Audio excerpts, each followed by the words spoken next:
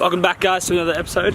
Sorry I haven't been making videos recently, but here we are again. And today we are going to be working on the e30. Now this thing has a lot of things to be fixed, but its main thing that it probably has to get done cosmetically inside this cabin is this dash. This dash is shocking. It is cracked, and if you've owned an e30 or know anything about e30s, that's super common. Now, what people like to do is they like to keep it OEM and change it, try and find an uncracked dash or a brand new dash, which can cost, you know, up to thousands of dollars, but I don't want to do that, mainly because this is meant to be a budget build, and mainly because that would be a hassle to try and find a uncracked dash and all that sort of thing. So instead I'm going to do this thing called flocking. Now flocking is where you pretty much drill out the cracks, cover it with body filler, and then chuck on a whole bunch of material to make it kind of look as if it's a rally car. So they do it in rally cars. So that's what I'm going to be doing today. Whether or not I get this all done today is another thing, we'll find out. But let's go ahead and get into it. So this is a big task, and as you can see, this thing is, wow, it's cracked. It's cracked actually a lot more than I thought it was. But the first thing you gotta do is remove it. So that takes a while, and I actually have to do a little bit of reading, but this thing has to come off and it has to be sanded, and it's a big job. But let's get into it.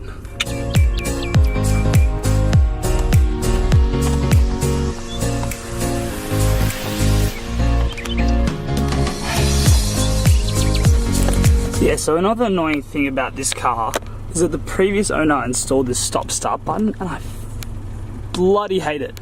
It's the most annoying thing in the world. So maybe in this video or in the next I'll try and remove this whole system, but it's just absolutely annoying to be able to start a car with a key and then you gotta push a button. It's just ridiculous. So yeah, that'll be coming up soon.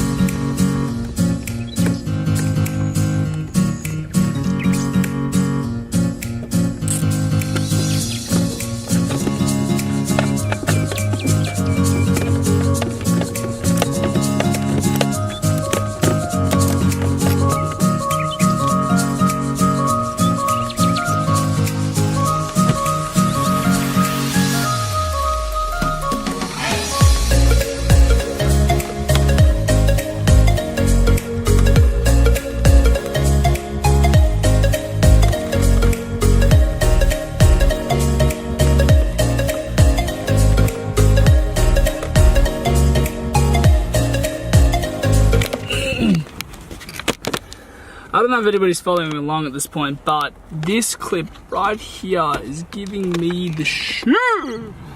Okay.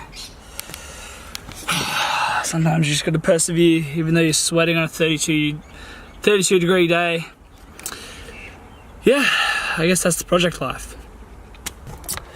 It's out. Alright, sweet. And this thing is actually broken. A few of the clusters in here don't move. For example, the rev-ometer and the kilometer gauge, which is terrific. So that will be another video where I fix that one. It's just like pretty much you just get this set and you fix it. It's pretty cool, yeah. So that'll be another video, but it's finally out.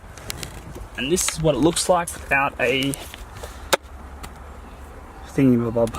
Yeah, kind of like the almost got a look, but we move on.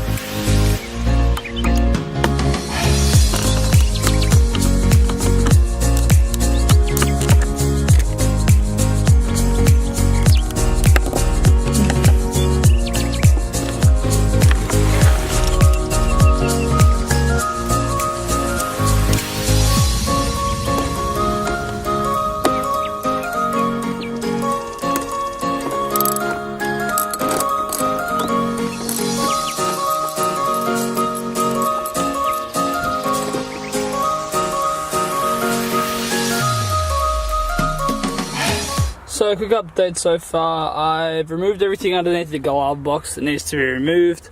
I have taken out these buttons here.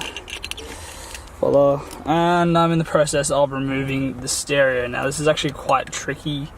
I'm having a little bit of trouble with it, but I will persevere and I will figure it out. But yeah, it's looking more and more stripped every single time I look at it, and yeah, it's becoming a little bit closer to getting this dash out and getting it repaired. Hustle on though.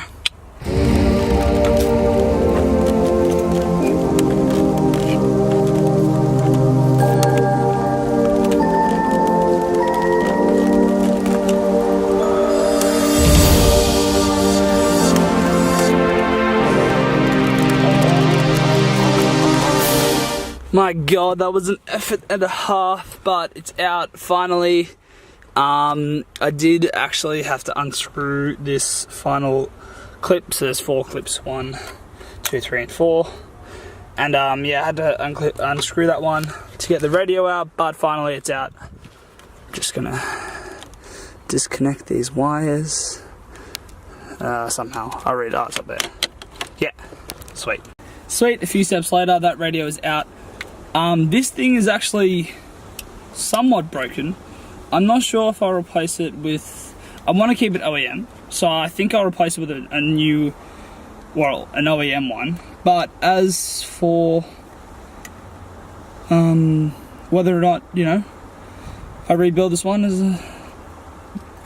is up for future Yoshi to decide. So, I will leave that be in the back with all the rest of the shit I have pulled apart, and I will continue on.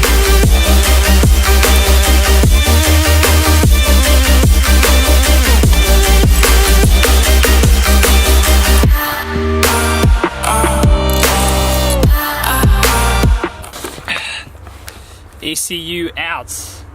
Now, this, it's not like it's obviously going to put it back in, but the only reason you take the ECU out is so you can access these bolts up here, which are holding the dash to the actual car. So the ECU does have to come out if you have a 18R like I do. So let's keep going.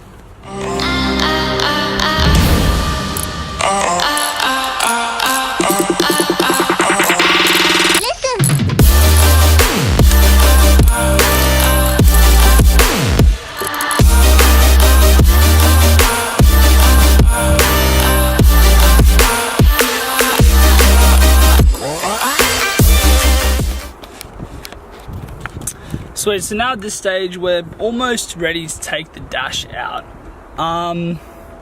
There's just a few things you gotta make sure. When you are taking it out, there are a few wires on top of the dash, and I'll show you in here. These ones, if this thing focuses, yeah, see like these? So these have to go back where they are, but it's a pretty tight fit in here once you get the, what's called back in, the gauges. So, you have to ensure that that's all pretty much how it was. So make sure you take a photo and all that sort of stuff to make sure where it goes back in is where it was before. But without further ado, I'm going to go ahead and try and get all this stuff out, and then we can take this dash out. So keen. Let's go.